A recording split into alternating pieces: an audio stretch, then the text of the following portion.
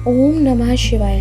दोस्तों, भगवान शिव के बारे में कहा जाता है कि वे आदि और अंत के देवता हैं, जिनके आगे सभी शक्तियां विफल हो जाती हैं। कोई कहता है कि वे स्वयंभू हैं, यानी जिनके माता पिता नहीं हैं। ब्रह्मा जी को तो कोई उनका पिता बताता है, तो कोई तो दुर्गा जी को ही उनकी माता बता देता है। तो कोई कहता है कि विष्णु जी से उनका जन्म हुआ है। आखिर सच क्या है? कौन है इनके माता पिता? आखिर में किसने दिया है इनको जन्म और किसने दी है इनको शिक्षा? और भगवान शिव जी किसके गुरु हैं? तो सारे प्रश्नों का उत्तर हम शिव पुराण, विष्णु पुराण, देवी पुराण और भगवत गीता से लेंगे। तो चलिए इस वीडियो को पूरा देखिएगा। अगर वीडियो पसंद आए तो लेट्स श्री कृष्णा चैनल को सब्सक्राइब करके कमेंट में हर हर महादेव जरूर लिखिएगा। मित्रों, हिंदू धर्म में कुल 4 वेद हैं और 18 पुराण हैं। इन वेद पुराणों में सभी देवी देवताओं के जन्म, अवतार और कृत्यों की जानकारी मिलती है। शिव पुराण कहती है कि भगवान शिव स्वयंभू माने गए हैं, यानी भगवान शिव का कोई जन्म नहीं हुआ है, वो स्वयं ही उपस्थित हुए हैं, उनके माता पिता नहीं हैं। इसीलिए शिव जी पंचतत्व से परे हैं, यानी उन्हें काल मृत्यु का कोई भय नहीं है, उनकी मृत्यु नहीं हो सकती है। वहीं विष्णु पुराण के अनुसार भगवान शिव का जन्म भगवान विष्णु के माथे के तेज से हुआ है, तभी तो भगवान शंकर योग निद्रा में रहते हैं। वहीं भगवान ब्रह्मा का जन्म विष्णु जी की नाभि से हुआ है। अगर ये बात सत्य है तो विष्णु पुराण और शिव पुराण दोनों एक दूसरे से अलग हैं। लेकिन आपने बचपन में बुजुर्गों से एक कहानी सुनी होगी, और ये श्रीमद् भागवत गीता में भी लिखा है कि जब भगवान विष्णु और भगवान ब्रह्मा अहंकार में अभिभूत होकर के स्वयं को श्रेष्ठ बताने के लिए लड़ाई कर रहे थे कि ज्यादा महान कौन है, तब एक जलते हुए खंबे के बीच में सदा शिव उनके बीच में आ जाते हैं और बोलते हैं, इस खंबे के अंत को पहले जो ढूंढ लेगा, यानी इसका छोर जो पहले ढूंढ लेगा, वही सबसे महान होगा। ब्रह्मा जी ने पक्षी का रूप लेते हैं और खंबे के ऊपरी हिस्से की ओर ढूंढने निकल जाते हैं।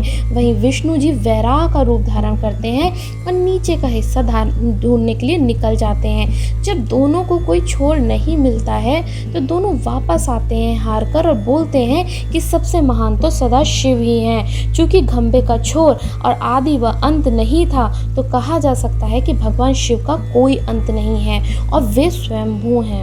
और साथ ही एक लोकप्रिय प्रश्न है कि ब्रह्मा जी शिव जी के पिता हैं, तो चलिए जानते हैं कि वो कैसे हैं। विष्णु पुराण के अनुसार जब विष्णु के माथे के तेज से शिव जी का जन्म हुआ तो ब्रह्मा जी उन्हें नहीं पहचान पाए। विष्णु जी को लगा, इस बात से डर गए कि कहीं ऐसा ना हो कि शिव जी ब्रह्मा जी से गुस्सा हो जाएं। उन्होंने ब्रह्मा जी को दिव्य दृष्टि दी और शिव जी के बारे में उन्हें याद आ गया, जिससे स्मरण होते ही ब्रह्मा जी ने शिव जी से माफी मांगी और शिव जी से अपने पुत्र के रूप में जन्म लेने का वरदान मांगा। तो जानते हैं, इसी तरीके से जब ब्रह्मा जी के पुत्र के रूप में शिव जी ने जन्म लिया, और वो कब लिया? जब उनसे माफी मांगी, और माफी मांगने के बाद में जब मधु कैटभ का वध हुआ, उस वक्त जब ब्रह्मा जी ने सृष्टि की रचना कर रहे थे, तब उन्होंने वो बच्चे की जरूरत पड़ी। तब उन्हें याद आया कि उन्होंने एक बार शिव जी से माफी मांगी थी और उनसे वरदान मांगा था कि वो उनके पुत्र के रूप में जन्म लेंगे, और शिव जी ने इस वरदान को दे दिया था।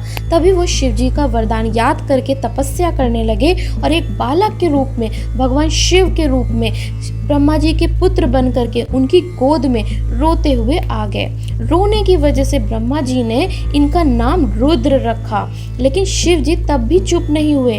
तब ब्रह्मा जी ने इनका दूसरा नाम रखा, लेकिन प्रभु के तब भी चुप न होने पे ब्रह्मा जी ने रुद्र, सर्व, भाव, ईशान, महादेव, उग्र, भीम, पशुपतिनाथ जैसे 108 नाम दिए जो पृथ्वी पर लिखे गए थे।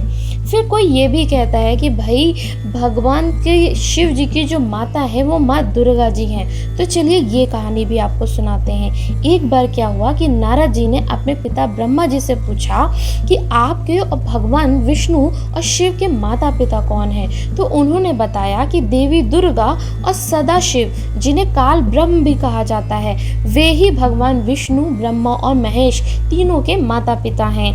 देवी पुराण के अनुसार जब ब्रह्मा विष्णु अपने आप को महान सिद्ध करने के लिए लड़ाई कर रहे थे, और बीच में एक खंबा आ गया था जिसे सदाशिव कहा जाता है। तो उन्होंने बताया था कि पुत्रों, मैंने ही तुमको इस संसार में को चलाने और संभालने का कार्य दिया है। मैंने ही शंकर जी को और रुद्र को संहारकर्ता और तिरोगति का कार्य सौंपा है। मुझे वेदों में ब्रह्म कहा गया है। मेरे 5 मुख हैं और मेरे एक मुख से आकार आ, दूसरे मुख से उकार उ, तीसरे मुख से मकार म, चौथे मुख से बिंदु यानी पॉइंट तथा 5वें मुख से नाद यानी शब्द प्रकट हुए हैं। यही पांचों मिलकर के एक अक्षर यानी ओम बनाते हैं और ओम यही मेरा मूल मंत्र है। कौन कह रहा था ये सदा शिव जी कह रहे थे। सारे भगवान समझ गए कि भगवान शिव से शक्तिशाली और कोई नहीं है। यही प्रमाण भगवान गीता जो भगवत गीता है उसमें मिलता है। क्या मिलता है? रजगुण ब्रह्मा, सतगुण विष्णु, तमगुण शंकर अर्थात तीनों गुणों की देवी माँ दुर्गा से ही ये उत्पन्न हुए हैं। तो आपने जाना कि देवी पुराण में कैसे माता दुर्गा माँ को कहा गया है, इन तीनों देवी देवताओं की माता को। अब सुनते हैं कि आखिर आप सोचते होंगे कि भगवान शिव के गुरु कौन थे। ठीक है, भगवान शिव ने किससे शिक्षा प्राप्त की थी? तो आपको बता दें, हिंदू धर्म के अनुसार भगवान शिव और ब्रह्मा जी संसार के पहले गुरु हैं जिन्होंने गुरु शिष्य की परंपरा की शुरुआत की थी। भगवान ब्रह्मा ने मानस पुत्रों को शिक्षा प्रदान की थी, वहीं भगवान शिव ने अपना ज्ञान केवल 7 शिष्यों को ही दिया था जिन्हें सप्तऋषि कहा जाता है। तो टीचर्स डे पर इन्हें जरूर याद करिएगा। ठीक है, हर हर महादेव। ये मेरा नया चैनल है दोस्तों, अगर जानकारी पसंद आएगी तो मुझे सब्सक्राइब करना नहीं भूलिएगा।